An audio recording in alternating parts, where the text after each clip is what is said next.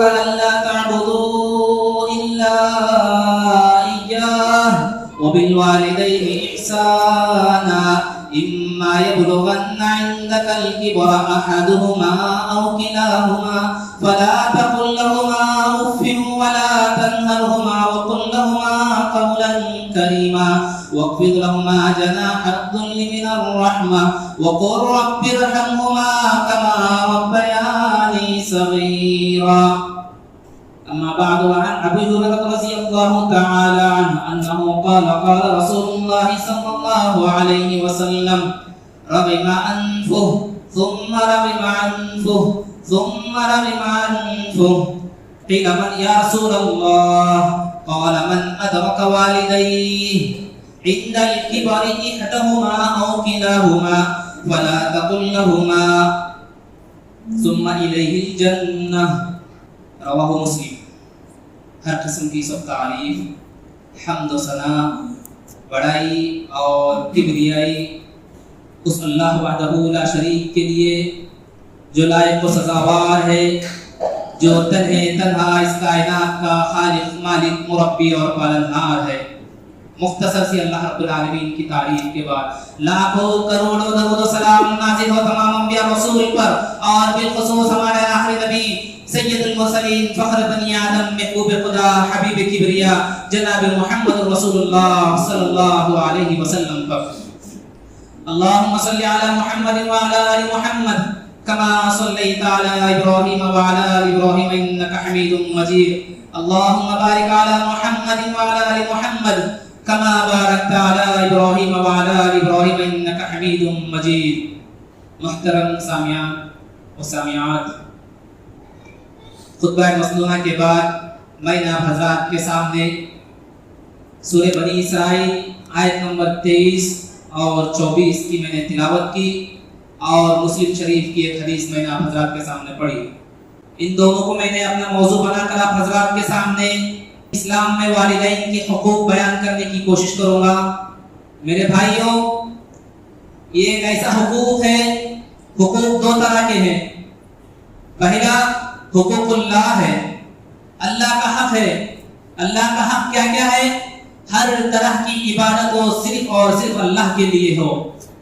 جیسے نماز پڑھنا، روزہ رکھنا، زکوٰۃ دینا، حج کرنا، صدقہ و خیرات کرنا، یہ نفلی نمازیں پڑھنا، یہ نفلی روزے، نفلی عبادتیں کرنا، یہ ساری کی ساری عبادت کی جتنی شکلیں ہیں، یہ سب کچھ اللہ رب العالمین کا حق ہے.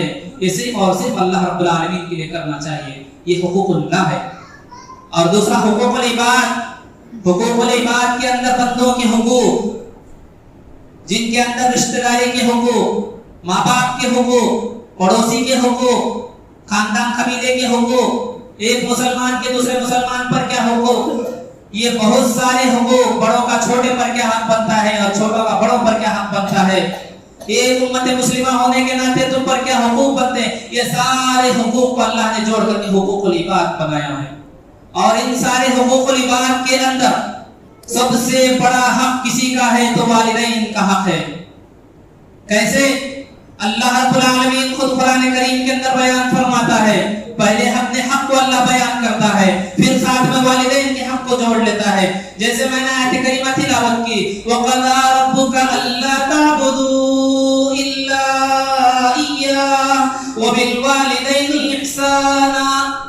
اللہ رب العالمین کی عبادت کے علاوہ کسی کی عبادت نہ کرنا، یہ تیرے رب کا، یہ تیرے پروردگار کا حکم ہے. اللہ نے صاف صاف الفاظوں کے اندر کہہ دیا، میری عبادت کے علاوہ میری عبادت میں کسی کو شریک بھی نہ کرنا. ایک جگہ اللہ نے فرمایا وَاعْبُدُوا اللَّهَ وَلَا تُشْرِكُوا بِهِ شَيْئًا وَبِالْوَالِدَيْنِ إِحْسَانًا. یہاں پر بھی اللہ نے یہی فرمایا، میری عبادت کرنا، میرے ساتھ کسی کو شریک نہ کرنا. اور فوری طور پر اللہ نے فرمایا بالوالدین احسانا.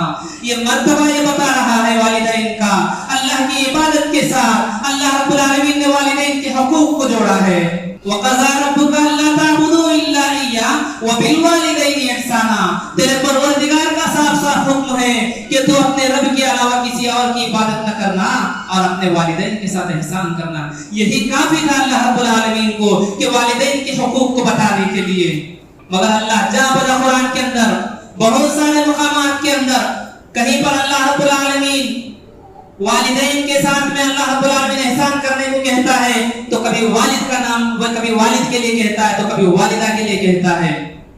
मेरे भाइयों, सबका अपना अपना मुकाम है, मगर अल्लाह रब्बुल आलमीन ये अहमियत बताना चाहता है, ये उन लोगों का वक़ार बताना चाहता है अल्लाह रब्बुल आलमीन कि मेरी इबादत जैसी करनी है वैसे जीते जी दुनिया के अंदर तुम्हारे माँ बाप वालिदैन की अता को फरमा बरदारी और उनके हुकूक को भी कमा हक को अदा करना है।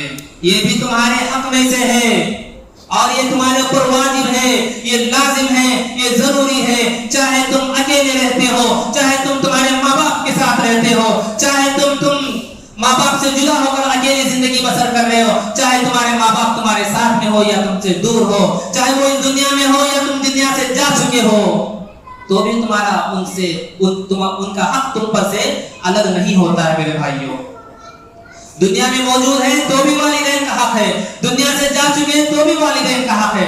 कैसे? आइए वो हदीस मुबारक देखते हैं जिसके अंदर अल्लाह के रसूल अलैहिस्सलातु वस्सलाम इरशाद फरमाते हैं। एक सहाबी रसूल आते हैं अल्लाह के रसूल की खिदमत में, पूछते हैं अल्लाह के रसूल अलैहिस्सलातु वस्सलाम, मैंने जिंदगी में मेरे माँ बाप जब तक जिंदा थे मैंने उनके हक अदा किया है और उनकी अताअत फरमाबरदारी भी की है, मगर वो दुनिया से जा चुके हैं, क्या अल्लाह के रसूल अभी भी उनका मेरे ऊपर हक बाकी है? तो प्यारे नबी सल्लल्लाहु अलैहि वसल्लम ने फरमाया 5 हुकूक हैं तुम्हारे वालिदैन दुनिया से जाने के बाद तुम पर 5 हुकूक हैं। एक रिवायत के अंदर 6 हुकूक बयान किए अल्लाह के रसूल अलैहिस्सलातु वस्सलाम ने। ये 5 हुकूक क्या है? जब वो तुमसे जुदा होकर के दुनिया फानी से जा चुके हैं, आखिरत की अबदमान वाली जिंदगी की तरफ सफर कर चुके हैं, कब्र में जा चुके हैं, तो उनके लिए औलाद को चाहिए कि उनके हक में दुआ करते रहें। ये पहला हक है कि है हम में से कोई ऐसा जो जब भी हमारी जरूरत के लिए दुआ करते हो कि हमारे वालिदैन के लिए भी हम दुआ कर रहे हैं, या वो औलाद जिनके माँ बाप में से दोनों में से एक या दोनों दुनिया से जा चुके हैं, क्या वो अपने जब भी अल्लाह की बारगाह में हाथ उठते हैं कि अपने वालिदैन के लिए दुआ करते हैं? कमा हक तो बहुत कम होंगे जो हक अदा कर रहे होंगे। वरना मेरे भाइयों, ये अल्लाह रब्बुल आलमीन अल्लाह के रसूल अलैहिस्सलातु वस्सलाम फरमाते हैं ये वालिदैन का हक है तुम पर कि वो दुनिया से जाने के बाद भी तुम उनके लिए दुआ मग़फ़िरत करते रहना। और दूसरे नंबर पर फिर अल्लाह के रसूल ने फरमाया कि उनके लिए इस्तिग़फ़ार वाली दुआएं करते रहना। इस्तिग़फ़ार वाली कैसी दुआएं? कोई भी दुआ करता है किसी के लिए जो इंतकाल कर चुका है तो उसके हक में वो दुआ कबूल होती है और वो अल्लाह उसकी मग़फ़िरत करने को तैयार है। मगर जब बच्चा उसके औलाद में से बेटा हो या बेटी जब वालिदैन की औलाद में से वालिदैन के लिए दुआ करते हैं जो इस दुनिया से जा चुके हैं, तो वो जो तड़प उसके दिल में होती है वो तड़प आम इंसानों के अंदर नहीं होती है। ये मग़फ़िरत वाली दुआ है। जब वो बारगाह इलाही में हाथ उठाता है तो अपने माँ बाप के एहसानात को याद करता है कि मेरे माँ बाप ने फलां टाइम पर मेरे ऊपर ये एहसानात किए, अरे कुछ नहीं तो जो तुम्हारे लिए छोड़ करके गए हैं वो तो देख करके उनके एहसानात को मानो, और जो तड़प तुम्हारे दिल से निकलती है ये मग़फ़िरत वाली दुआ है। गिड़गिड़ा उठता है बंदा कि अल्लाह हकीकत में अगर उसके दिल में मोहब्बत है तो ए अल्लाह मेरे माँ बाप को तो ऐसा रहम फरमा जैसा उन्होंने मुझ पर रहम फरमाया, या अल्लाह मेरे माँ बाप के लिए मग़फ़िरत फरमा, या अल्लाह मेरे माँ बाप के लिए जन्नतुल फिरदौस में आला मकाम अता फरमा, या अल्लाह मेरे माँ बाप को कब्र के अज़ाब से महफूज फरमा। ऐसी दुआएं मग़फ़िरत वाली दुआएं करते रहो। 2 बार अल्लाह के रसूल ने दुआओं का तज़किरा किया। और तीसरे नंबर पर फरमाया जो तुम्हारे वालिदैन वसीयत कर गए हैं, एक बात को ज़हन में रख लो मेरे भाइयों, ये हुकूक है वालिदैन के, ये तुमसे जुड़ा नहीं है, ये वो हर इंसान के साथ जुड़ा हुआ है, चाहे वो गैर मुस्लिम ही क्यों ना हो, चाहे वो अरबों में रहता हुआ अरबी क्यों ना हो, चाहे वो अंग्रेजों में रहता हुआ अंग्रेजी क्यों ना हो, चाहे वो हिंदुस्तान का मुसलमान, जहां कहीं भी कोई इंसान पैदा हो चुका है तो वो इंसान के साथ चाहे वो इस्लाम में दाखिल हो या इस्लाम के बाहर हो, उसके साथ ये हुकूक अदा करने उस पर लाजिम है, जरूरी है। और तीसरे नंबर पर अल्लाह के रसूल ने फरमाया कि जो वालिदैन वसीयत कर करके गए हैं, आज सबसे बड़ा घपला किसी के अंदर करते हैं लोग तो वो वालिदैन की वसीयत पर करते हैं। वालिद ने लिख करके चला गया फलां का मेरा इतना कर्जा है, फलां को अदा कर देना मेरी प्रॉपर्टी बेच करके। है कोई ऐसा जो उसके वालिदैन के बताए हुए फरमाबरदारी के हिसाब से उसके वसीयत पर अमल किया हो? वो तो मेरे बाप के साथ मामला था, बाप जा चुका, मेरे से नहीं पूछना। अल्लाह अकबर। और बाप कहता है कि फला बेटी से मैंने इतना पैसा लिया था, फला घर बनाने के टाइम, फला प्रॉपर्टी के टाइम मेरी बेटी का इतना हक निकालना, फिर वसीयत में ऐसा ऐसा हिस्सा करना है। कोई जो ऐसा हिस्सा करने वाला, सबसे ज्यादा किसी का हक मारा जाता है इस दुनिया के अंदर, तो वो बहनों का हक मारा जाता है। और मारने वाला कौन है? सगा साथ में पैदा होने वाला भाई। ये अल्लाह के रसूल फरमाते हैं तुम्हारे वालिदैन की वसीयतों में से उन पर अमल करना ये भी तुम पर लाजिम और जरूरी है, ये उनका हक बनता है। अगर तुम इसमें ना इत्तेफाकी करते हो, अगर तुम इसके अंदर कंजूसी करते हो, अगर तुम इसके अंदर इख्तिलाफ करते हो, तो फिर क़यामत के दिन तुम्हारे वालिदैन ही तुम्हें अल्लाह के पास पकड़ लेंगे। ये वो हक बनता है माँ बाप का, तीसरा हक है। और चौथा हक अल्लाह के रसूल ने फरमाया, वो सवाल कर रहे हैं साहबे रसूल, अल्लाह के रसूल जवाब दे रहे हैं, फरमाया तुम्हारे वालिदैन के साथ जिनका भी ताल्लुक था, यानी उनके दोस्त और अहबाब, ऐसा नहीं कि वालिदैन से मामला खत्म हो गया। हमारे बाप को देखिए किसके साथ ज्यादा उठना बैठना करते हैं, हमारी माँ को देखिए कि उनके दिल में किसके लिए ज्यादा तड़प होती है, तो उनके साथ जाना, उनके पास बैठ करके उनसे हुस्न सलूक की बातें करना, उनके तोहफे तोहफे देना। क्या हम में से है कोई ऐसा देने वाला?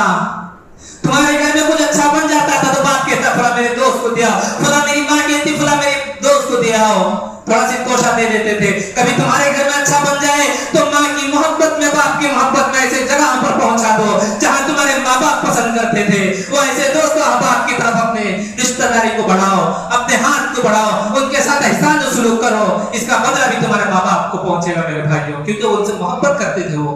ये चौथा हक अल्लाह के रसूल ने फरमाया। और पांचवें नंबर पर अल्लाह के रसूल अलैहिस्सलातु वस्सलाम ने फरमाया, पांचवा हक ये है कि रिश्तेदारी का लिहाज करना, चाहे वो माँ की तरफ से हो चाहे वो बाप की तरफ से हो। माँ की तरफ की रिश्तेदारी ननिहाल लगते हैं, बाप की तरफ की रिश्तेदारी नदिहाल लगते हैं, चाहे वो नानी के घर का रिश्ता क्यों ना हो, चाहे वो दादी के घर का रिश्ता क्यों ना हो। रिश्तेदारी को तोड़ना नहीं मेरे भाइयों, रिश्तेदारी को तुम तोड़ोगे तो अल्लाह कुरान करीम के अंदर फरमाता है कि हम तुम्हारी कब्रों को तोड़ करके रख देंगे, हम तुम्हारी हवा को उखाड़ करके रख देंगे, तुम्हारी पहचान तुम्हारे रिश्तेदारों से होती है। कोई रिश्तेदारी से खता ताल्लुक नहीं कर सकता मेरे भाइयों, खास करके वो रिश्ते जो माँ के ताल्लुक से लगते हैं, वो रिश्ते जो बाप के ताल्लुक से। कभी कोई रिश्तेदारी को तोड़ना नहीं, जो माँ बाप के जिंदगीपन में रिश्ता जुड़ा हुआ था वो तुम्हारी मौत तक के वो रिश्ता जुड़ा ही रहेगा, कभी इसको तोड़ने की कोशिश भी ना करना। ये तुम्हारे माँ बाप की मोहब्बत इनके साथ जुड़ी हुई थी। हम में से कोई ऐसा माँ बाप के इंतकाल के बाद चाचा ने बड़ी बात कह दी, भतीजे को बुरा लग गया, जिंदगी भर घर पे जाना बंद। अरे चाचा तो दूर की बात, बसा हुआ ऐसा होता है माँ या बाप में से कोई एक जिंदा है तो उसने कोई बड़ी बात कह दी तो माँ की तरफ चेहरा तक के नहीं देखता, बरसों बरसों गुजर जाते, बाप की तरफ चेहरा तक नहीं देखता, बरसों बरसों गुजर जाते। ऐसी औलादें हैं जो हम जी रहे हैं, हमारी ज़हन ऐसे बन चुके हैं। हमारे दिलों को जरा खंगालिए मेरे भाइयों, सबका हक है अपनी अपनी जगह पर। साहबी रसूल फरमाते हैं कि अल्लाह के रसूल अलैहिस्सलातु वस्सलाम के पास साहबी रसूल सवाल करने लगे, ये अल्लाह के रसूल की दूसरी हदीस है, पूछते हैं कि मेरा माँ पर ज्यादा हक है कि बाप पर? तो अल्लाह के रसूल ने फरमाया तेरी माँ। फिर पूछे या अल्लाह के रसूल किस पर मेरा ज्यादा हक बनता, मैं उसकी खिदमत करूं, उसके साथ एहसान सलूक करूं? फरमाया तेरी माँ। फिर पूछे अल्लाह के रसूल ने प्रश्न किया किसके साथ करूं? फरमाया तेरी माँ। फिर पूछते अल्लाह के रसूल किसके साथ करूं? फरमाया तेरे बाप। दोनों के अपने अपने जगह पर है। अल्लाह जो है ये जो इस्लाम नाफिज किया ना, ये इस्लाम अल्लाह रब्बुल आलमीन अदल पर नाफिज किया है, जिसका जितना हक अल्लाह ने उतना उतना हक बताया है। किसी को कहीं पर किसी को कम तो किसी को ज्यादा, ऐसा अल्लाह ने नहीं किया। सबके अपनी अपनी तकलीफों के हिसाब से सबको अपना अपना अल्लाह बराबर बांट करके अदल के साथ अल्लाह ने इंसाफ किया है। क्यों अल्लाह के रसूल ने 3 मरतबा फरमाया? आइए जरा कुरान से पूछते हैं इस बात को, क्यों अल्लाह के रसूल अलैहिस्सलाम? हमें तो सवाल नहीं करना चाहिए, मगर इंसान है, सवाल पैदा होता है, क्यों माँ का हक ज्यादा बनता है? तो कुरान से पूछते हैं, कुरान जवाब देता है सूरह अहकाफ आयत नंबर 15 के अंदर, ववस्सैनल इंसान बिवालिदैहि इहसाना हमलतहु उम्मुहु कुरहा ववज़अतहु कुरहा वहम्लुहु वफिसालुहु 30 शहरा। अल्लाह रब्बुल आलमीन इरशाद फरमाता है, देखिए इस्तिदलाल हो रहा है इस आयत से, माँ पर क्यों 3 हक बताए? जरा दिल की गहराइयों से दिमागों की आंखों को खुला रख करके सुने मेरे भाइयों। अल्लाह रब्बुल आलमीन फरमाता है ये मेरा फैसला है, ये मेरी वसीयत है। اللہ کہہ رہا ہے وَوَصَّيْنَا الْإِنسَانَ بِوَالِدَيْهِ، ہر وہ انسان کے لیے میرا فیصلہ ہے کہ وہ انسان یہ سن لے، یہ میرے فیصلے کو سمجھ لے، والدین کے ساتھ احسان کرنا۔ کیسے؟ کس کے ساتھ زیادہ کرنا؟ ماں کے ساتھ، جو میں نے حدیث بتایا اس کے لیے اللہ خلاصہ کر رہا ہے حملته امه کرہا، پہلا حق اللہ کے رسول نے فرمائے تھے کہ تیری ماں کا بنتا ہے، تو ویسے ہی اللہ فرماتا ہے کہ وہ جب تجھے 9 مہینے پیٹ میں رکھتی ہے، کسی کا 6 مہینے میں، کسی کا 7 مہینے میں، کسی کا 8 مہینے میں، زیادہ سے زیادہ 9 مہینے 10 دن کے اندر ولادت ہو جاتی ہے۔ یہ 9 مہینہ 10 دن جو پیٹ میں رکھتی ہے تو یہ پہلی تکلیف ہے ماں کی، یہ تکلیف کوئی مرد برداشت نہیں کر سکتا ہے، اسی لیے یہ تکلیف کو اللہ نے عورتوں پر ڈال دیا ہے۔ اگر محسوس کرنا اس تکلیف کو تو ذرا 2-4 مہینے کے لیے 2 کلو کا پتھر ہے، 2.5 کلو کا بچہ ہوتا ہے پیٹ میں، 2 کلو کا پتھر پیٹ میں باندھ کر کے گھومے، پتہ چل جائے گا میرے بھائیوں۔ ہمیں تکلیف برداشت نہیں کر سکتے، اسی لیے اللہ نے یہ عورتوں کے رحم میں اللہ نے رکھ دیا کہ وہ تکلیف برداشت کر سکتی ہے۔ یہ پہلی تکلیف ہے ماں کی جو تمہیں پیٹ میں لے کر کے گھما، 9 مہینے جو بھی کھاتی تھی اللہ اس کے ذریعے غذا بنا کر تمہارے پیٹ میں داخل کر دیتا اور تمہاری پرورش کرتا تھا، تمہاری شکل و صورت کو بناتا تھا، اور وہ جو تکلیفیں اندر ہوتی تھی ماں کو جب تم کروٹ لیتے تھے، ہائے قربان جائے جناب محمد رسول اللہ صلی اللہ علیہ وسلم۔ ایک صحابی رسول آتے ہیں، ذرا رکتے ہیں یہاں پر، ایک صحابی رسول آتے ہیں اللہ کے رسول کے پاس، پوچھتے ہیں کہ اللہ کے رسول میں نے میری ماں کو کندھوں پر لیا، بوڑھی ماں تھی، ضعیف تھی، چل نہیں سکتی تھی، میں نے مکے کا سفر کیا، لمبا طویل سفر کیا، میں نے تپ تپاتی دھوپ کے اندر، پگھلا دینے والی دھوپ کے اندر، اس وقت تو انتظامات بڑے کم ہوتے تھے، پیدل سفر کرنا، تپ تپاتی دھوپ میں سفر کرنا اور کھانے پینے کا انتظام کرنا، ماں کا بوجھ کندھوں پر اٹھانا اور طواف کرنا، حج کرنا، اور پھر واپس اپنے گھر پہنچنا اور آ کے بولتے اللہ کے رسول میں نے یہ سب کا سارا کام کیا ہے، کیا میں نے اپنے ماں کا حق ادا کیا ہے؟ سبحان جائے جناب محمد رسول اللہ صلی اللہ علیہ وسلم والدین کی اہمیت بتا رہے ہیں، فرماتے ہیں کہ جب تو پیٹ میں تھا، جب تو کروٹ لیتا تھا، جو تیری تکلیف ہوتی تھی، وہ تکلیف میں جب ماں آہ کہتی تھی، وہ آہ کا بھی تو نے حق ادا نہیں کیا۔ اللہ پر یہ قدر و قیمت ہے ماں کی، ہم کیا سمجھتے ہیں کیا قدر و قیمت ہے؟ جس کی تکلیف کو اللہ بیان کرے، جس کی تکلیف کو اللہ قرآن میں بیان کر دے، وہ تکلیف حقیقت میں تکلیف ہے میرے بھائیوں۔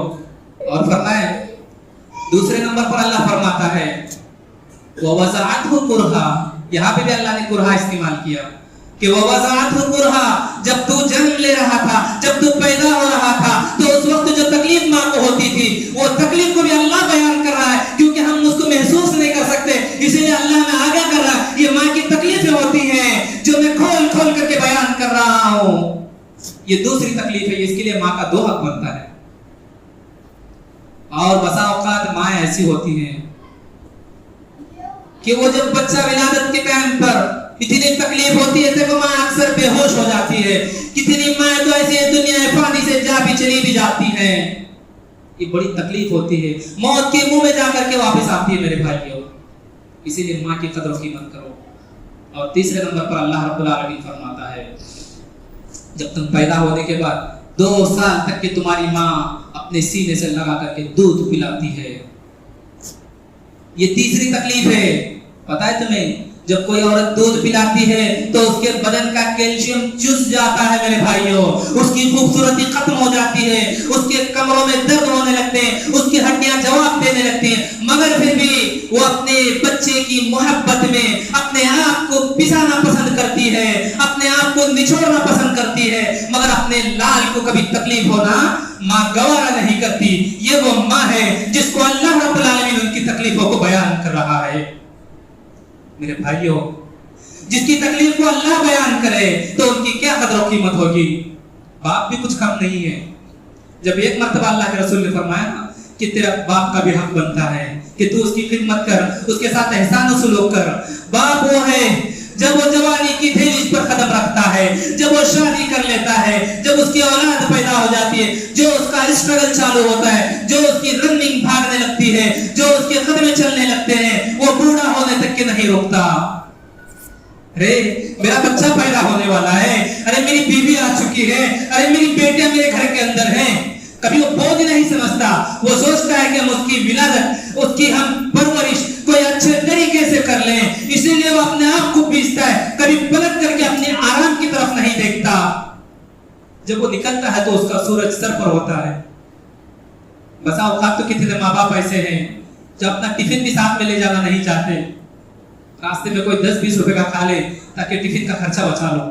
کوئی بڑی ہوٹل میں نہ کھاؤ تاکہ میں اپنے پیسے بچا لو, تاکہ میرے بچوں کے لیے شام میں کچھ اچھا برا کر دو.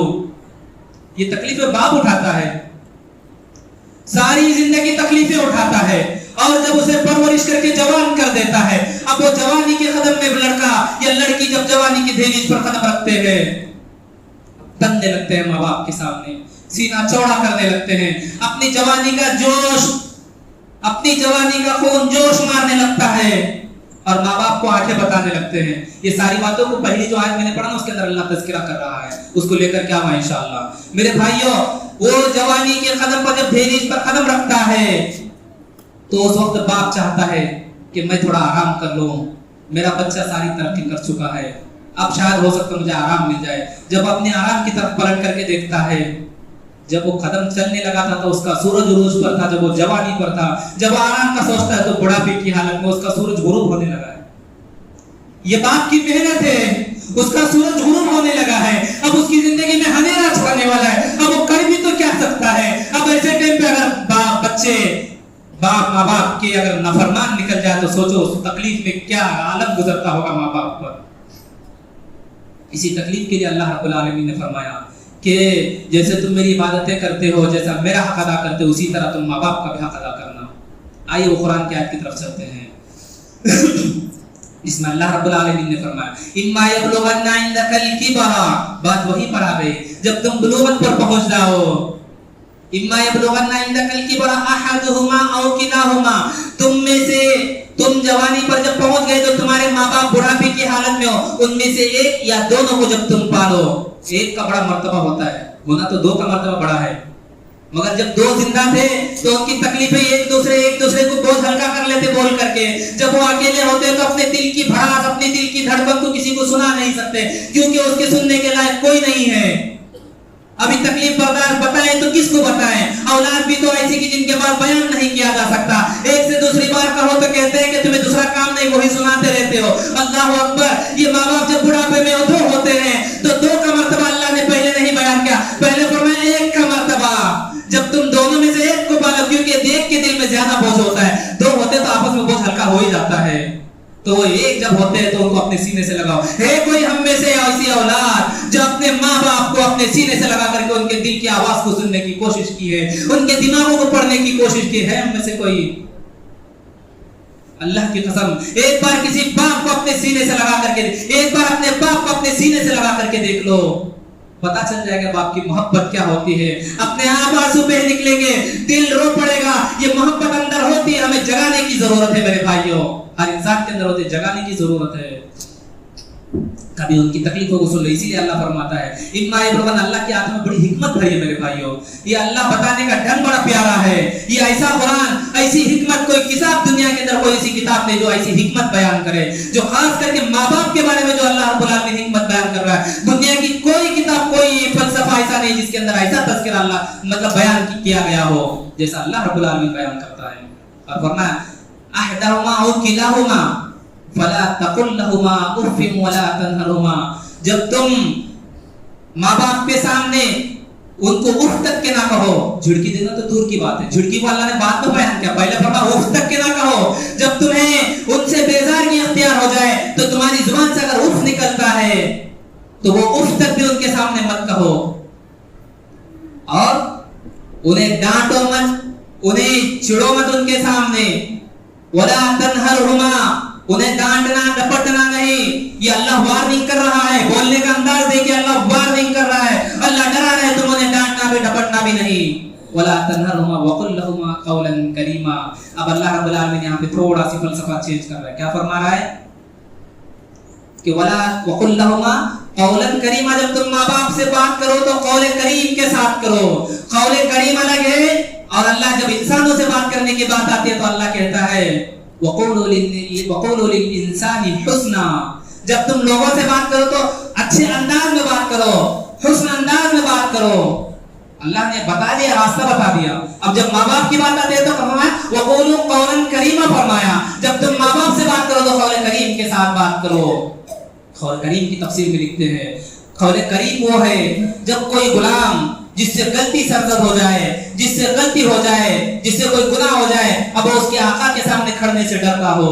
اس کا آقا بڑا ظالم ہے، بڑا غصے ہے، بڑا غصے والا ہے. اب وہ غلام سمجھتا میرے آقا کے سامنے میں کھڑوں تو مجھے مار کے علاوہ، مجھے سزا کے علاوہ کچھ نہیں ملنے والا. تو اب وہ غلام کیسے اس کے آقا کے سامنے بات کر رہا ہوگا، ذرا سوچیے.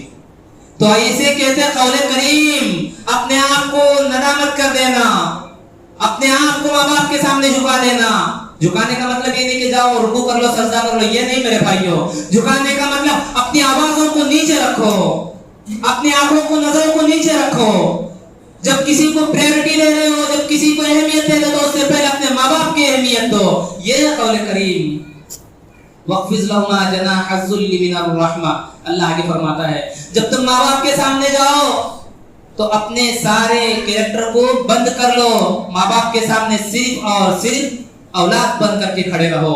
تم بھلے اپنی جگہ پر ڈاکٹر ہوں گے، تم بھلے اپنی جگہ پر انجینئر ہوں گے، تم بھلے اپنی جگہ پر عالم ہوں گے، بڑے فلاں ہوں گے، بڑے بزنس مین ہوں گے، بڑے سی ایم پی ایم ہوں گے، مگر جب تم تمہارے ماں باپ کے سامنے آتے ہو یہ اولاد بن کر کے آؤ، کیونکہ ان کا یہ مرتبہ ہے جس کے لیے اللہ نے مثال دیا.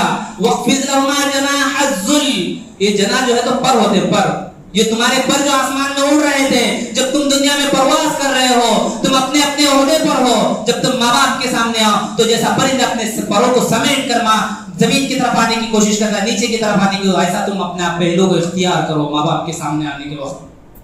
ایسا نہیں کہ اپنے تن میں اور اپنے من میں اور ماں باپ کے ساتھ اکڑ دکڑ کر کے بات کرنے، ساری چیزوں کو اللہ رب العالمین نے منع فرمایا.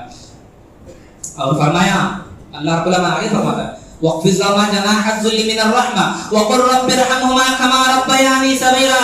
ان کے حق میں دعائیں کرتے رہو، ویسی دعائیں جیسا اے اللہ انہوں نے مجھ پر بچپن میں رحم کیا ویسے تو ان پر رحم فرما. یہ ماں باپ کا حق بنتا ہے، یہ اللہ بیان کر رہا ہے. تو ان کے لیے جیسے میں نے پہلے حدیث بیان کی کہ 5 حقوق ہے، زندے پر بھی ان کے لیے دعا کرنا، انتقال کے بعد بھی ان کے لیے دعائیں کرتے رہنا. یہ اللہ رب العالمین حکم نافذ کر چکا قرآن کے اندر. آئیے وہ حدیث مبارکہ کے اندر چلتے ہیں جس کو میں نے خطبہ مسنونہ کی بات تلاوت کی، جس میں اللہ کے رسول علیہ الصلوۃ والسلام بیان فرماتے ہیں. ابو ہریرہ رضی اللہ عنہ راوی ہے، فرمائے کہ رغم انفو ثم رغم انفو ثم رغم انفو. 3 بار اللہ کے رسول علیہ الصلوۃ والسلام نے فرمایا اس کی ناک آلود ہو، وہ ذلیل و خوار ہو، وہ رسوا ہو، جس کے ماں باپ دنیا میں اسے حاصل ہو چکے ہیں، دونوں میں سے ایک یا دونوں. جو قرآن بیان کر وہی اللہ کے رسول بھی بیان کر رہے ہیں. احداہما او کلاہما، کہ اگر تم میں سے دونوں میں سے ایک یا دونوں تمہیں مل جائے، ان کی خدمت کر کے، ان کے کما حق و حق ادا کر کے اگر تم اپنے آپ کو جنت کا مستحق نہ بنا لیں تو برباد ہو ایسا شخص، ہلاک ہو ایسا شخص. حقیقت ہے ماں باپ کا نافرمان دنیا کے اندر بھی ذلیل و خوار ہے، آخرت کے اندر بھی ذلیل و خوار ہے. یہ میں نے بول رہا، یہ حدیث بول رہی میرے بھائیوں.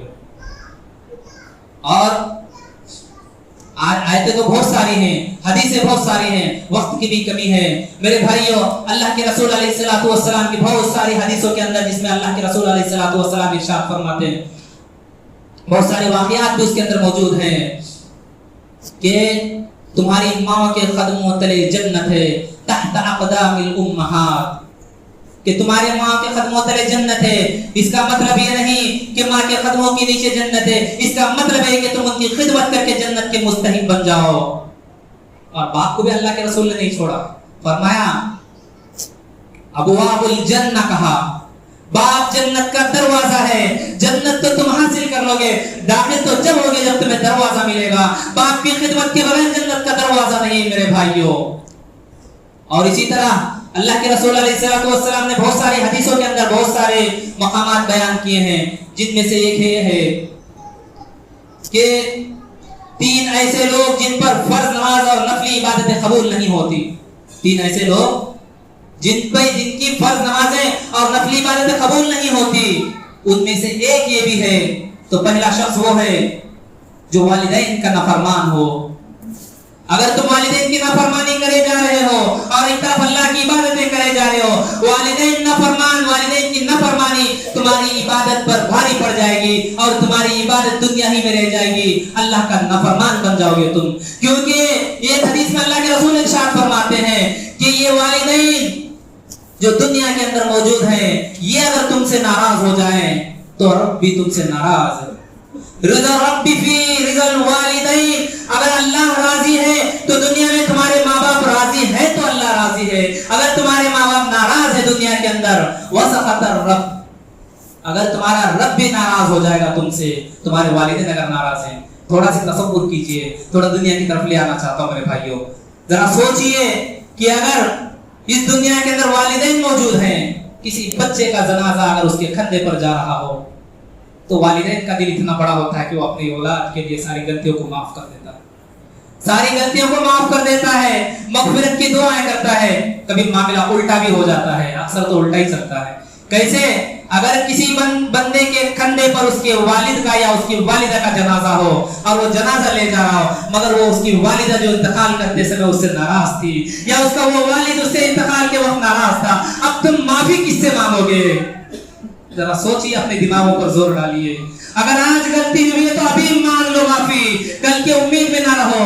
یہ مت سوچو کہ وہ حصہ اگر باپ برابر سے مجھے دے گا تو میں باپ سے معافی مانگوں گا، ماں اگر میرے حق میں آتی ہے تو میں ماں کی بات مانوں گا، ماں سے معافی مانگوں گا. ایسی ضد میں مت رہو، دنیا برباد ہو جائے گی. پتہ نہیں کب کس کی موت آ کر کے اچک لے اور وہ اس دنیا سے چلے جائے اور اس کے ساتھ تمہاری ناراضگی لگی ہوئی ہو، اور معافی کس سے مانگو گے؟ اللہ معاف نہیں کرے گا میرے بھائیوں، کیونکہ تمہارے ماں باپ ناراض تھے تم سے. اب تم کر لو دنیا کی ترقی، اب تم دنیا میں عروج میں چلے جاؤ، اب تم لاکھوں عبادتیں کر لو، مگر ماں باپ ناراض تو اللہ بھی ناراض. اور دوسرے نمبر پر اللہ کے رسول صلی اللہ علیہ وسلم نے فرمایا، نیکی کر کے احسان جتلانے والا. کسی کے ساتھ بھی تم بھلائی کرتے ہو.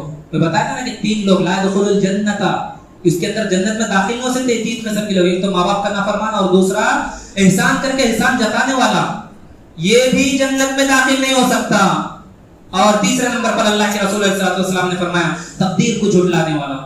ایک اور حدیث بھی ہے جس کے اندر کچھ الگ انداز میں اللہ کے رسول علیہ السلام بیان کرتے ہیں. باتیں تو بہت ساری ہیں، وقت بھی اجازت نہیں دے رہا ہے میرے بھائیو. انشاءاللہ کبھی اللہ موقع دے تو اور باتیں عرض کرنے کی کوشش کروں گا. اللہ رب العالمین سے دعا کرتا ہوں کہ اللہ ہم میں سے جو بھی ماں باپ کا نافرمان ہے، جو ہم میں سے جو بھی کوتاہیاں غلطیاں ہو رہی ہیں، اللہ ہم سب کو معاف فرما، آمین. اور ہم سب کو ماں باپ کی اطاعت فرما برداری کرنے کی توفیق عطا فرما، آمین.